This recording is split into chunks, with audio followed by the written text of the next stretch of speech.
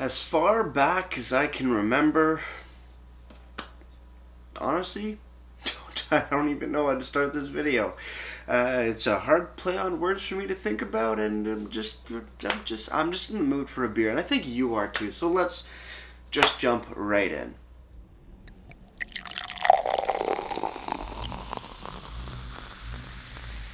Beer, beer, beer, beer, beer, beer, beer. Hello everybody, welcome back to me, Neipa, for the Brewski review. And today the beer I have for you guys by the Great Lakes Brewing Company out of their Tank 10 series, it seems. We have, as far back as I can remember, New England IPA. Boom. Comic book style, glossy, metallic-y looking, shiny looking can for sure. Hipster on the front. Thinking back to old memories as a child and probably as a teenager. But yes, very reflective can. As far back as I can remember, New England IPA coming in at 6.4% alcohol by volume, 40 IBUs. Very excited. New England IPA. Never a bad time with the New England in my opinion. Let's crack this bad boy open. Let's see what we got. And pouring it into my Great Lakes pop can style glass. Let's see. That's about half the beer right there. Looking at it, it is, wow, that is hazy as fuck. Beautiful, like sun yellow. That is extremely hazy. You can't see anything through it. Nice, just slightly off-white yellowish bit of head on top. That is fantastic. That is amazing. Let's have a smell. Pine grapefruit definitely coming in right in the face. Tropical juices just bursting off of here. Mangoes, pineapple. That is, wow. Orange citrus. That is a juicy smelling beer. Damn. Let's have a sip.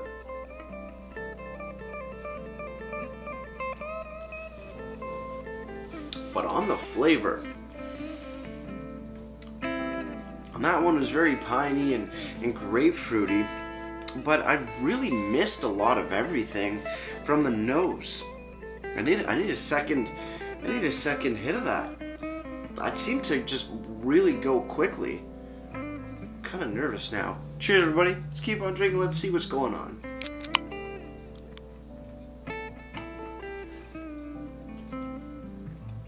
Yeah, there's not much. Which is weird. I mean, it's... What is going on? What is going on with this beer? I mean, it hits your palate, and you get your pine and grapefruit. Very, very traditional with IPAs. But moving on into it, it just seems very messy. Like, it's just bitter. It's just blatantly bitter. And I'm having a real hard time picking out what's going on in this. It's very citrusy, a lot of citrus rind. But I'm not getting any standout flavors like mangoes or pineapples or something like that. It's just straight undescribed bitterness out of this beer. It's almost like, in the best way I can explain it is like TV static flavor, where there's stuff going on, but it's so just, it's like white noise. I'm not really getting much of anything other than just bitter. Like, the aroma's juicy, the aroma's tropical juicy, citrusy, pineapple-y, mango-y. But on the flavor is just no. It's just the carbonation, the effervescence of this beer is just so dramatic. seems to cover up a lot of the flavor that you're supposed to be getting off of this. And that's just disappointing in my opinion. Yeah. There seems to be so many like carbonation bubbles going on and just reacting with your tongue that it's hiding the flavors. And the flavors aren't good. There is a bit of a dankness to this, a little bit of a resininess to this on the back end, but the middle is just nothing. It's hard. Now there's orange citrus, a little bit of a lemon lime citrusy going on, but the whole middle is just missing. It's covered up by a blanket of carbonation and carbonation bubbles, and when that's happening in the mouthfeel, it's in a very aggressive mouthfeel. You know, with that happening, it's just taking away everything else. You get the piney grapefruit in the beginning, a little bit of a citrusy note that follows through, but there's no depth. It's like being hidden under a blanket of carbonation and mouthfeel rather than flavor. And then on the back end, you're just getting dank and resiny pine and a hop flavors, which is great, but there's no middle section. You get a short beginning, long, somewhat astringent end, but the middle is nothing. And as far back as I can remember, New England IPAs usually have a very big burst of flavor right in the middle, and this, I'm sorry to say, does not have it. Let's read the can, see what they have to say for themselves. Great Lakes Brewery Tank 10 Series, as far back as I can remember, New England IPA, 6.4% ABV, 40 IBUs. On the back for a description. As far back as I can remember, I always wanted to be a hipster. Not my words, but the can's words. Tank 10 Series, stemming from a Project X line. This Tank 10 is a trickle trunk of tasty treats, blah blah blah. This series is payback to our hardworking brewers. We reserved fermenting tank number 10 and gave them the green light to brew whatever the heck they wanted, bottoms up. Tank 10 Series description, nothing specific for this beer. Ingredients: water, malted barley, wheat, oats, hops, and yeast. Serving temp 3 to 5 degrees Celsius. Glassware GLB Revival, which I don't have, and IBUs 40. On the bottom for a canned on date or on the lip, 02/12/20, so the 11th of February 2020. Good looking can. I do like the comic book-esque style that you have going on. Well, yeah, there you go. You can see it a little better now. Beautiful. But yeah, there's no specific description for the beer, which is a bit of a bummer, but that's fine. I like how they have the listed ingredients, serving temp, glassware, and IBUs, ABV, and on the bottom we do have a date code. A little hard to read, but I got it, so all good in that department. On the website, greatlakesbeer.com, you go to the beer section, you scroll down a little bit, you do find, as far back as I can remember, it looks like they have everything kind of alphabetized, which is great. On here you have the ABV, IBU, 6.4, 40 respectively, serving temp again, 3 to 5, centigrade, or Celsius, however you want to say it. New England style IPA, GLB Revival for the glassware, has links to ratings on Untappd, social medias. Tasting notes, this is where I want to figure it out. Tasting notes, it reads, juicy and dank and juicy, 100%. Hazy as heck, of course. Aromas of tropical fruits, mango, pineapple, yes, abound from the glass. Resisting the urge to keep sniffing about, you tip the glass towards your mouth and experience the flavors of strawberry, kiwi, and melon against a soft, bitter body. Now, I'm not getting any of those. Strawberry, no. Kiwi, definitely not. Melon, no. Against a soft, bitter body. In my experience so far, I'm getting a very aggressive bitter body. Yeah. That whole midsection is just gone off of, because of an aggressive carbonated mouthfeel. It's a medium-bodied beer, but that carbonation is just so in your face, on your palate, that it's just taking away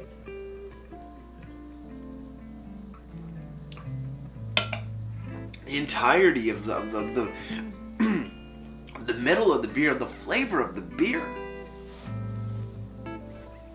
And it's annoying. Last line in the tasting notes: each sip lends to a new wonders and will leave you as happy as a hipster wearing a pair of Velcro sneakers.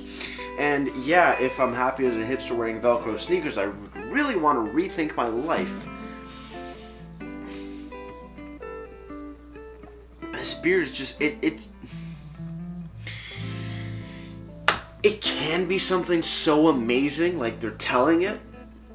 I don't know what happened with this batch, or if it's just this can, but this is so aggressive on the mouthfeel with the carbonation that it is taking away or covering up the whole entirety of the meat and the guts of the beer. It's pissing me off because I was very excited about this beer when I saw it was coming to the LCBO. I shot out a message to Great Lakes. I'm like, is this coming? Like, or when they said they're releasing it, I'm like, is this in the LCBO? And they said yes, soon. I'm like, finally, I can try it. Now that I've tried it, I'm very disappointed in it because Great Lakes has never disappointed me before. But this time around, this beer, maybe it's just the batch that they did. I'm not 100% sure because I have nothing else to compare it to. This one is just... No, there's nothing going on.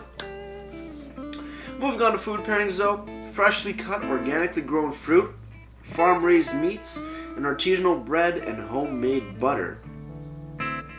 I don't know who's just eating homemade butter on their own, but hey, maybe on the bread, yeah, I can see that, but just such a, no, it's just, middle is gone. The middle is gone. I'm very disappointed in that. I'm just, that sucks. Some other information about the beer. A New England IPA made on the 7-barrel system. As far back as I can remember, I always wanted to be a hipster, apparently.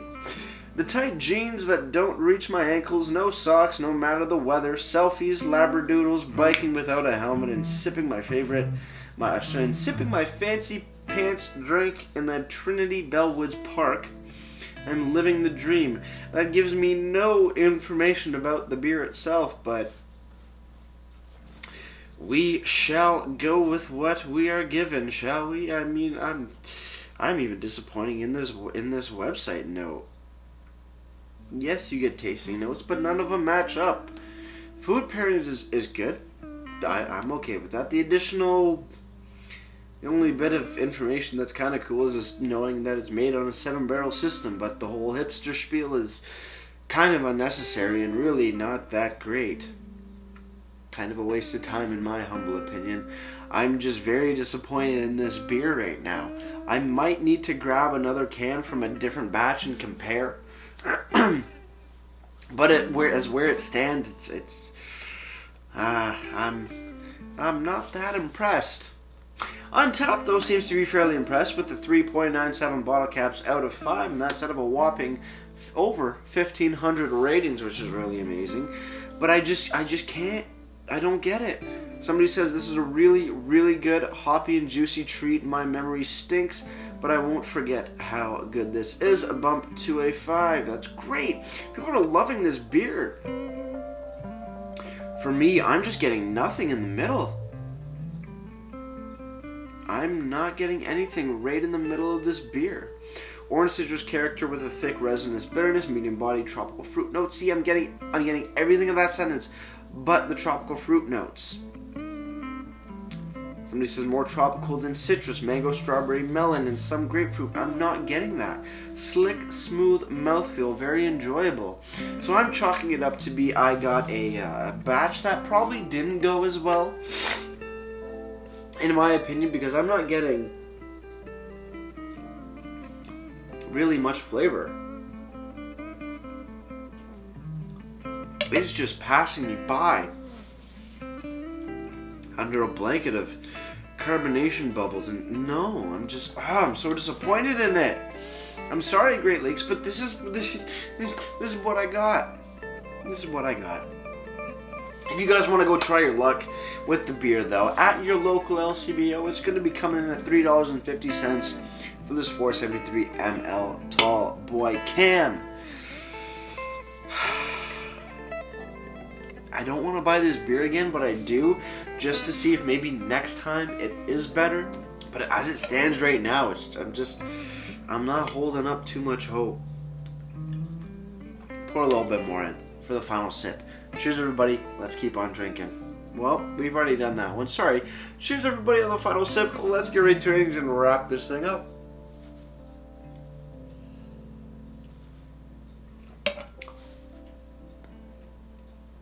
Yeah, it's piney, grapefruit in the beginning, then blanketed with a citrus bitterness, citrus rind bitterness with a little bit of a citrus zest, orangey citrus zest going on as well. Finish is dank and resiny, very long-lasting bitterness, but it's just there's no middle. There's no middle for me on this particular can, which is a big bummer because I was very much looking forward to this beer. I've heard a lot of good things about it. It looks amazing, and I'm just left with a bit of disappointment. Maybe I'm just hyping it up way too much. But then again, New England's are notorious for just being a big flavor bomb of a beer. And I'm not getting that. And I am disappointed. That's why it's where it stands at the moment, as far back as I can remember. It's only getting a 5 out of 10 for me. It's just not, there's no middle, there's no guts to the beer. The mouthfeel is it's medium bodied, but the carbonation is just very aggressive for this particular can. But I do need to find a new one. I do need to find from a new batch. And hopefully it gets better and I can find a more true rendition of this beer. As for presentation, I do love the can design. Great Lakes always does a fantastic job indeed. The one thing though is that I know it's the Tank 10 series. I know you love putting that out there, but please, it would be cool to see its own little description for the beer specifically. But throwing on the ingredients, serving temp, glassware, and IBUs, and in addition to the ABV perfect, as well as a semi-clearly labeled canned on date is also a little bonus. Website's looking good indeed. But the thing on the website that I want to know, I love how they have the tasting notes. I love how they have food pairings. The additional information realistically is kind of just not needed in my opinion. It's a fun little play on words story sort of thing, but in my opinion is sort of not needed to be honest. But hey, it's there overall. But overall presentation gets a solid 8 out of 10 for me. Before I leave you guys, if you have any comments, questions, or beers you want to review in the future, you can leave all that information down in the comment box below. If you want to go ahead and like this video or subscribe to me, Maple Brewers, could be greatly appreciated as well. And with all that said, that's going to do it for me, Maple Brewers. Like I always say, crack a beer and enjoy. Cheers.